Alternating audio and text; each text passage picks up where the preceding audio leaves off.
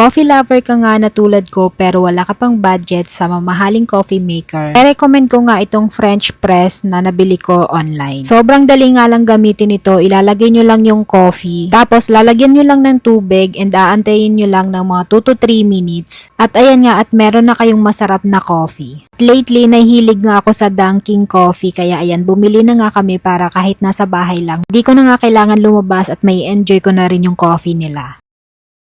Hello everyone, ako nga pala si Merideth at isa akong work from home mom. For today's video, i-share ko naman sa inyo yung ganap ko kahapon Sunday. Magsi 6 PM na nga yan at kakagising ko nga lang dyan. Pero nakapagsimba na nga din kami ni Daddy dyan ng umaga tapos galing na rin kami ng SM. Sa SM na nga pala kami nagsimba tapos after nun, take out lang kami ng lunch. Kauwi nga namin, nag-lunch lang kami tapos nanood lang kami ng movie. At after nun, mga 3 PM, natulog na nga kami at ayan, 6 PM na kami nagising. Plano ko nga din dyan mag-meal plan. Hindi nga ako nakapunta ng palengke pero bumili nga lang kami sa SM ng liempo at saka beef.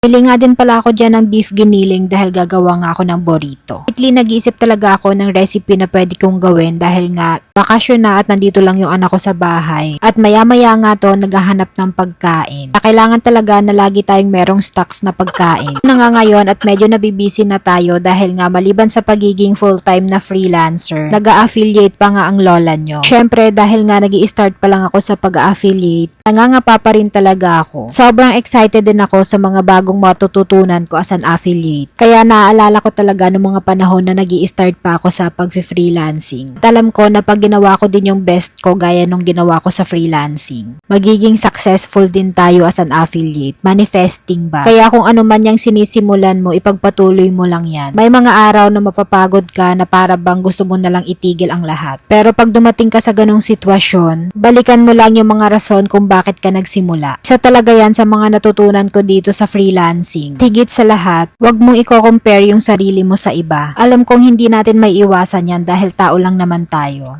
Pero mas maganda na mag-focus na lang tayo sa goal natin. So, paano? Ayan lang muna. Gumawa lang ako ng burritos. Ang dami ko na agad sinabi. Charis. Ito ata talaga pag ang voice over mo ay mga 2:30 AM. Ang daming mo naiisip. At ayan lang muna for today at kung nagustuhan nyo tong video na to, please don't forget to follow. Para updated na din kayo sa mga susunod ko pang work from home stories. Thank you so much for watching and see you in my next mini vlog. Bye!